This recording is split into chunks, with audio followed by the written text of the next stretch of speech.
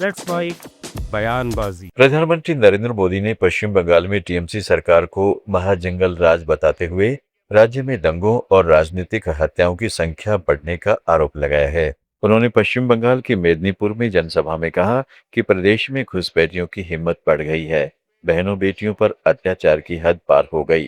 TMC का पाप है।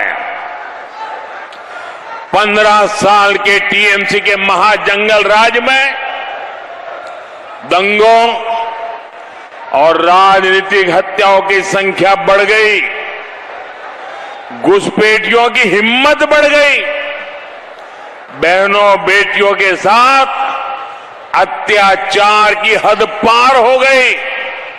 यानी टीएमसी से न मां बची, न माटी, और मानुष तो त्राही त्राही कर रहा है। इसलिए मैं देख रहा हूं इस बार का चुनाव भाजपा के लोग नहीं, भाजपा के उम्मीदवार नहीं, भाजपा के कार्यकर्ता नहीं।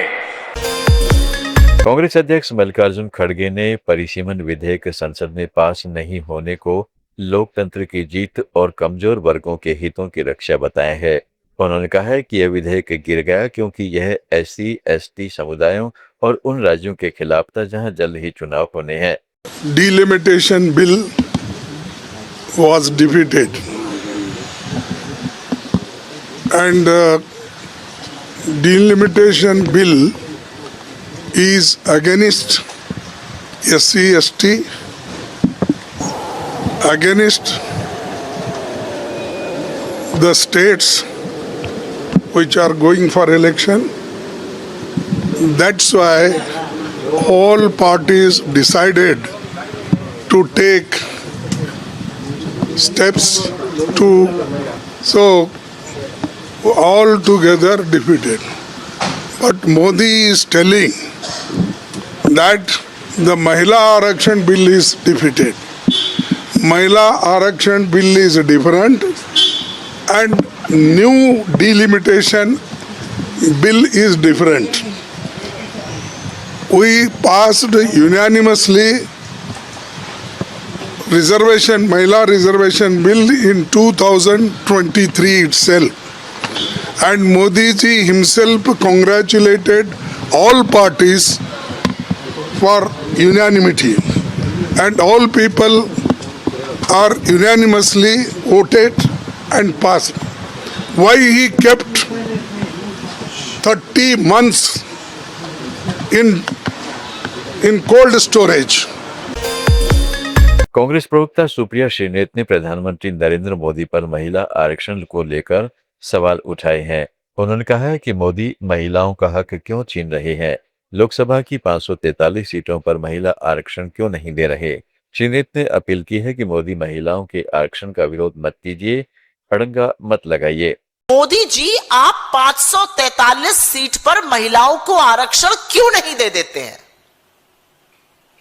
क्या आपको यह डर है कि पुरुषों की संख्या कम हो जाएगी?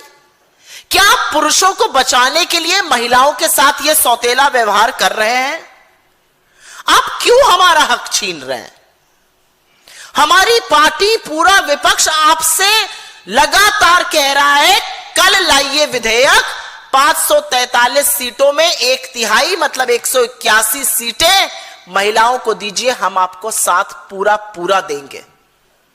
आप क्यों नहीं दे रहे हैं आरक्षण? आप महिलाओं के आरक्षण का विरोध क्यों कर रहे हैं? आप महिलाओं के आरक्षण में अड़ंगा क्यों बन रहे हैं? और आपको क्या लगता है, महिलाएं आपकी चालबाजी नहीं समझ रही हैं? महिलाएं ये नहीं समझ रही हैं कि पुरुषों को बचाने के लिए आप उनके हक से उनको वंचित कर रहे हैं और फिर खुद घड़ियाली आंसू बहाकर स्वांग रच रहे हैं? अगर आप महिला आरक्षण देना चाहते हैं तो कल लाइए विधेयक, सब मिलकर पारित करेंगे। 181 सीटें 543 की लोकसभा में रिजर्व की जाएंगी। राजस्थान के पूर्व मुख्यमंत्री अशोक गहलोत ने कहा है कि आज तक किसी प्रधानमंत्री ने राष्ट्र के संबोधन में किसी राजनीतिक पार्टी की आलोचना नहीं की। उन्होंने कहा है कि ये कायदा नहीं होता कि आप राष्ट्र के संबोधन में राजनीति करें। देखिए, सवाल मुख्यमंत्री जी का नहीं है, वो तो जो उनको ऊपर से कहा गया है कि आपको प्रेस कॉन्फ्रेंस करनी है और इस पॉइंटों को आपको एक्सप्लेन करना, वही करेंगे। उसमें कोई बहुत सोचने की बात नहीं है। मेन बात है प्रधानमंत्री मोदी जी ने रात को जो संबोधन दिया देश को, आज तक किसी प्रधानमंत्री ने जिन्होंने राष्ट्र को संबोधन दिया हो, उन्होंने राजनीतिक पार्टी में आलोचना नहीं करी है किसी की। कोई हो, मनमोहन सिंह जी हो या पहले नरसिम्हा राव जी हो या वाजपेयी जी हो या कोई हो, ये कायदा नहीं होता कि आप राष्ट्र को संबोधन करें, उसमें राजनीति करें। इन्होंने तमिलनाडु और बंगाल की महिलाओं को भड़काया, देश भर की महिलाओं को भड़काने का काम किया, और ये बहुत बड़ा षड्यंत्र था जिसको मैं समझता हूँ कि कांग्रेस ने, विपक्षी पार्टियों ने उसको एक्सपोज कर दिया, देश को बचा लिया। क्योंकि इनका षड्यंत्र ही था कि हम स्थायी रूप से सत्ता में कैसे आते रहें, जैसे चाइना और रशिया में होता है। जहाँ पर नाम का इलेक्शन कमीशन है, वहाँ पर यहाँ भी नाम का ही हो गया है, अपन देख ही रहे हैं। यहाँ भी जुडिशरी में दबाव है, यहाँ पे भी जितनी एजेंसियाँ हैं वो इनके इशारे पे चल रही है। छापे डालती ईडी, 50 करोड़ का अगर बॉन्ड आ गया तो छापा वापस विड्रॉ हो जाता है। राजस्थान कांग्रेस अध्यक्ष गोविंद सिंह डोटासरा ने भाजपा पर नारी सशक्तिकरण के नाम पर ढोंग करने का आरोप लगाया।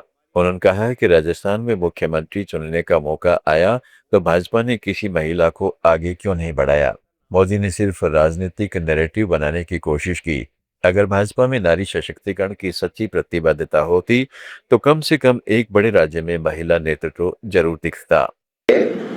आप स्पीच में किस प्रकार के शब्दों का प्रयोग करते हैं वो पूरे देश की जनता देख रही है और आपका मूल्यांकन भी कर रही है।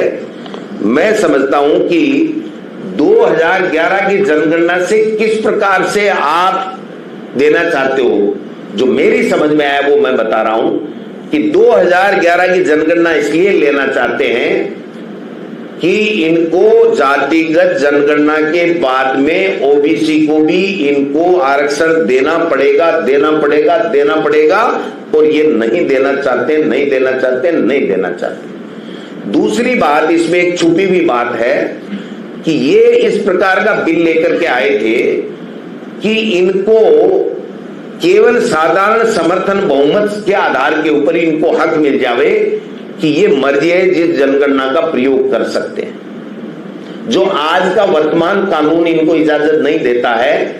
अगर ये तीनों बिल पारित हो जाते तो उसके बाद में ये साधारण बहुमत के आधार के ऊपर तय कर देते कि हमको 2011 की जनगणना लेनी है या हमको ये जनगणना लेनी है या ये जनगणना लेनी है। जो भी पहले भी डिलिमिटेशन 3-4 बार हुए हैं, आप सबको पता होगा। 1935 में प्रक्रिया हुई, 50 में प्रथम परिसीमन, 52 में, 63 में, 73 में, और 73 की जनगणना फ्रीज हो गई थी 1973 में। तो मैं समझता हूं कि अब कह रहे हैं कि 815 सीटें करेंगी, 850 से ज्यादा नहीं होगी। आप कौन होते हो ये तय करने वाले? ये तो डिलिमिटेशन आयोग। समाजवादी पार्टी के राष्ट्रीय अध्यक्ष अखिलेश यादव ने लखनऊ के विकास नगर में लगी आग को भाजपा कार्यकर्ताओं की साजिश करार दिया है। उन्होंने कहा है कि यह आग भाजपाइयों ने ही लगाई है। अखिलेश ने लखनऊ के सभी तालाबों और जमीनों पर भी भाजपा का कब्जा होने का आरोप लगाया। देखिए, विकास नगर में जो आग लगी है वो भाजपाइयों ने आग लगवाई है। न केवल लखनऊ में विकास नगर में भाजपा ने लगवाई है, इंदिरा नगर में जो वहां पर है गाजियाबाद में, वहां भाजपाइयों ने लगवाई है, इंदिरापुरम में। और मैं आपसे कह रहा हूं लखनऊ के सब तालाबों पर फ्लैट जमीन कब्जा भाजपाइयों ने की है। सपा प्रमुख अखिलेश यादव ने कहा है कि अगला यूपी चुनाव देश का सबसे बड़ा चुनाव होगा। जैसे यूपी की जनता ने अभी समर्थन दिया, हमें उम्मीद है कि जनता इसी तरह समर्थन फिर देगी। रहने वाले चुनाव यूपी? अगला चुनाव देश का सबसे बड़ा चुनाव होने जा रहा है यूपी का, और जैसे यूपी की जनता ने अभी समर्थन दिया है, हमें उम्मीद है जनता उसी तरह का समर्थन फिर देगी। असम के मुख्यमंत्री हेमंत बिस्वा शर्मा ने साफ कहा है कि भाजपा को बांग्लादेश से आए अवैध घुसपैठियों के मुस्लिमों का एक भी वोट नहीं चाहिए। उन्होंने कहा है कि देशभक्त मुस्लिम बड़ी संख्या में हमारी पार्टी का समर्थन करते हैं। देश से आए हैं ये लोग कृपया हमें वोट ना दे। इंडियन मुस्लिम तो हमें जबरदस्त वोट देते हैं कि भारत का मुसलमान हमें जबरदस्ती वोट देते हैं, और बांग्लादेशी मुसलमान का हम डिक्लेयर कर देता हूँ, हमें वोट नहीं चाहिए। जमीन का पट्टा बंगाल में श्रमिकों को जमीन का पट्टा मिलेगा? देखिए, बीजेपी एक ही है। मोदी जी खुद शाही बिकते थे, तो एक बार बीजेपी का सरकार आते, जो काम मैं असम में कर रहा हूँ, मैं क्यों कर रहा हूँ? मोदी जी करने के लिए बोला। जो मैं कर रहा हूँ वही काम बंगाल का मुख्यमंत्री को भी करने के लिए मोदी जी बोलेगा, थोड़ा ज्यादा ही करेगा। असम तो छोटा प्रदेश है। कितना सीट ला रहे हैं इस बार आप लोग? मेरा लगता है डबल सेंचुरी हो जाएगा। असम में century, Bangla double century. Bangla BJP Madarihat সাই শ্রমিক আছে, গুর্খা আছে, সাই বাগানে সমস্যাগুলো সমাধান হয়ে গেলে মাদারি হাট खुद ब खुद आगे चला जाएगा। देखिए सरकार एक बार आने दीजिए, बांग्ला इंडस्ट्रियलाइजेशन হবে, এগ্রিকালচারে ডাইভার্সিফিকেশন হবে, নর্থ বেঙ্গলে ট্যুরিজম হবে, ইকোনমিটা গ্রো করার পরে আমাদের সামনে কিছু চিন্তা থাকবে না। ममता दी हमारा असम में 5% है, बंगाल में 30% जमीन डाइवर्ट कर सकता है। हमारा असम में सोलर पावर लगाने के लिए खाली 5% डाइवर्सन कर सकते हैं। गुरखाओं को तो हमने पूरा क्लियर कर दिया कि गुरखाओं का ऊपर कोई नोटिस नहीं होगा, कुछ नहीं होगा। गुरखा काउंसिल बना दिया, सब कुछ हो गया। अभी गुरखा लोग शांति में रहते हैं। और गुरखा का जो फ्रीडम फाइटर है सबीलाल उपाध्याय, उनका तो स्टेचू में। उत्तर प्रदेश के मुख्यमंत्री योगी आदित्यनाथ ने विपक्षी दलों पर निशाना साधते हुए कहा है कि ट्रिपल तलाक के खिलाफ बनाए गए कानून का Congress, Samajwadi party, TMC, DMK और इंडिया गठबंधन के सभी सहयोगियों ने विरोध किया था। उन्होंने इसे इन दलों के दोहरे आचरण का प्रमाण बताया। नारी को उसका सम्मान, उनकी सुरक्षा और स्वावलंबन के लिए जो कदम उठाए जा रहे थे, ये हक मिलता जो उसका स्वाभाविक अधिकार है। लेकिन इसमें जो बातें की गई, लोगों ने ऐसे मुद्दों को लाने का प्रयास किया, जैसे समाजवादी पार्टी ने उसमें मुद्दा छेड़ा कि इसमें मुस्लिम महिलाओं को आरक्षण क्यों नहीं मिल पा रहा है। देखो, ये संविधान की दुहाई देते हैं, लेकिन बाबा साहब भीमराव अंबेडकर की भावनाओं की प्रतिकूल आचरण इनका यहां पर भी देखने को मिला। याद करिए, जब भारत का संविधान निर्माण हो रहा था, उस समय संविधान निर्माण होते समय भी धर्म के आधार पर आरक्षण देने की मांग उठी थी। सर्वसम्मति से इसका वहां पर सभी पक्षों ने विरोध किया था। बाबा साहब भीमराव अंबेडकर ने इस पर बहुत तीखी टिप्पणी लिखी थी कि एक बार विभाजन हो गया है, भारत दूसरे विभाजन के लिए तैयार नहीं हो सकता। लोह पुरुष सरदार वल्लभ भाई पटेल ने विरोध किया। उस समय के संविधान निर्माण समिति से जुड़े हुए सभी सदस्यों ने इसका पुरजोर विरोध किया, लेकिन समाजवादी पार्टी और उनके जो अन्य सहयोगी हैं कांग्रेस की उस रणनीति में, मैं पूछना चाहता हूं कांग्रेस से, समाजवादी पार्टी से। बयानबाजी में आज इतना ही। जुड़े रहिएगा लेट्स माइक के साथ। आप सुन रहे थे let's mic more than radio. Follow कीजिए हमें हमारे सोशल मीडिया प्लेटफॉर्म्स पर। It's time for news. It's time for More Than Radio. Presenting the first radio news app, Let's Mic.